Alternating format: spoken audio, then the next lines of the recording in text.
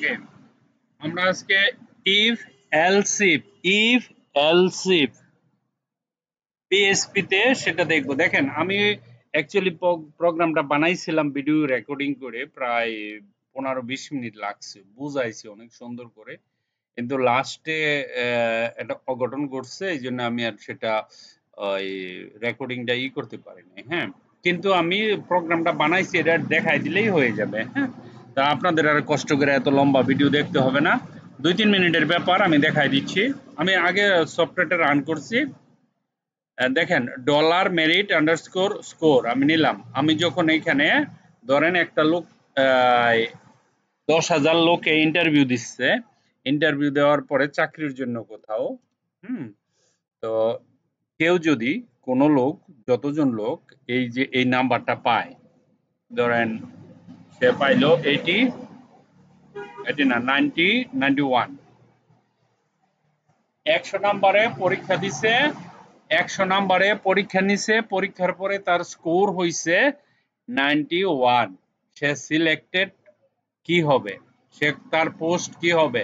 আমি যখন এখানে রিফ্রেশ করব, রিফ্রেশ করার সাথে সাথে এখানে একটা জিনিস হয়েছে, দেখেন you selected as a manager post, you selected as a manager post. আবার যে লোকে ধরেন পাইলো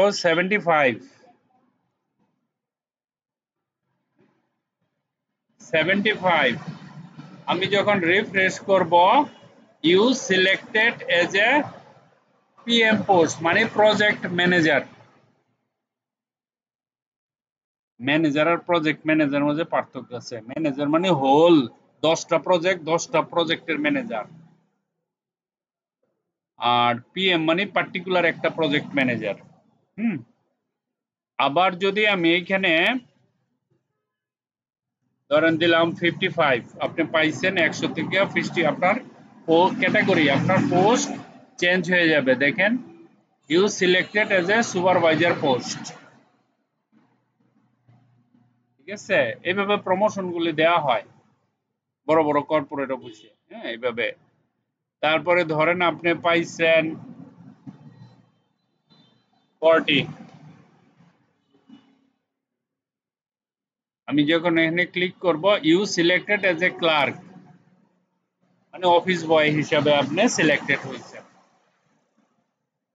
কিন্তু আপনি যদি নাম্বার পান 30, ধরেন আপনি 100-তে 30 পাইছেন, কম্পিউটার অটোমেটিক আপনি বলে দিবে, রেজাল্ট দিয়ে দিবে, রিফ্রেশ করার সাথে সাথে ইউ আর নট সিলেক্টেড, অর্থাৎ 33-এর কম পাইলে ফেল, নট সিলেক্টেড।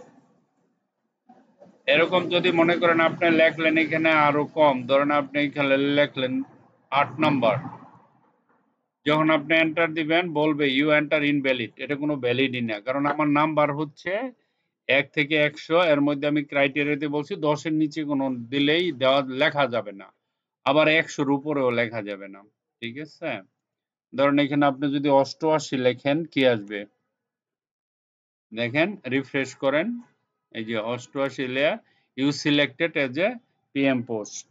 বাট আপনি যদি 90 বা 91, ধরেন 90 পাইছেন,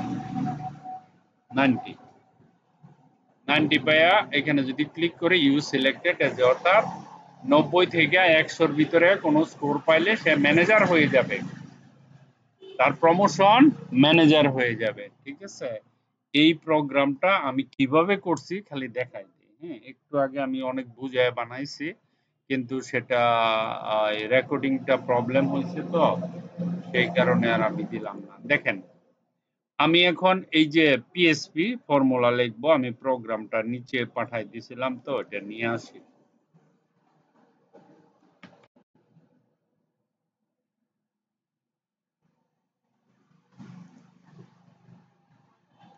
একটা ভেরিয়েবল নিচ্ছি, ভেরিয়েবলের নাম হচ্ছে merit underscore score 90, whatever. If merit 90-এর বেশি হয় অথবা সমান হয়, কিন্তু 100-র নিচে হয় অথবা সমান হয়, you selected as a manager. দেখেন এখানে এমনি এমনি হয় নাই, আমি বানাইছি তারপরে দেখাইছি, ব্যাপারটা এরকম। হ্যাঁ, কখনো মনে করার কারণ নাই কম্পিউটারে আপনাকে অনেক কিছু দিবে। আরে ভাই, আপনার ব্রেন, আপনি বানাবেন তারপরে। এই যে ছোট ছোট সফটওয়্যার গুলো আপনি বানাবেন না, একটা দিনে অনেক বড় ধরনের সফটওয়্যার বানাতে পারবেন। আমি তো গাইড দিচ্ছি, আপনি জাস্ট খালি ফলো করবেন, প্র্যাকটিস করবেন, তাইলেই হয়ে যাবে। কিন্তু ডেডিকেটেড থাকতে হবে যে আপনি প্রোগ্রামার হবেন। কখনো ভুলেও উচ্চারণ করা যাবে না আমি কি পারবো, এই কথা যেন ভিতরে না আসে। ওকে, দেখেন ডলার মেরিট এত 90, এত দিলাম, তাহলে এই পোস্ট যদি সেটা আপনার 70 থেকে 90 এর ভিতরে হয় তাহলে আপনি হবেন প্রজেক্ট ম্যানেজার। যদি সেটা 50 থেকে 70 এর ভিতরে আপনার পরীক্ষার স্কোর হয়, তা যেই লোকটা পাবে, এই নাম্বার পাবে, সে হয়ে যাবে কি সুপারভাইজার। আবার কেউ যদি 33 থেকে 50 এর ভিতরে হয় সে হয়ে যাবে ক্লার্ক। আবার কেউ যদি 10 থেকে মনে করেন 33 এর ভিতরে পায় সে হয়ে যাবে ফেল, নট সিলেক্টেড।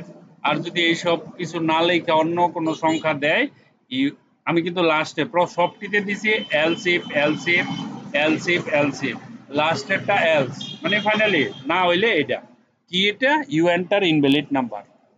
ওকে, দেখেন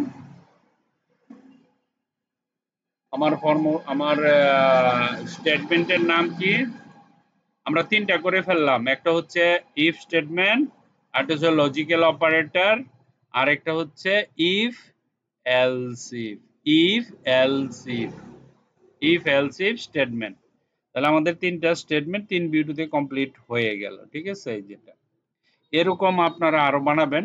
হ্যাঁ, তো এত পাইলে তুমি জিপিএ 5, এত পাইলে পাস, নাইলে ফেল, রেজাল্ট শিট, আপনি এটা দিয়ে রেজাল্ট শিট বানাইতে পারবেন প্রোগ্রাম করে। আরো অনেক কিছু বানানো যায়। ঠিক আছে, আমি আস্তে আস্তে প্রোগ্রামটা বড় করতেছি, একবারে না। 2 লাইন দিয়ে শুরু করছি, 3 লাইন 4 লাইন, দেখেন আস্তে আস্তে বড় হচ্ছে, এরকমই same. Okay, thank you very much for watching this video. Bye by.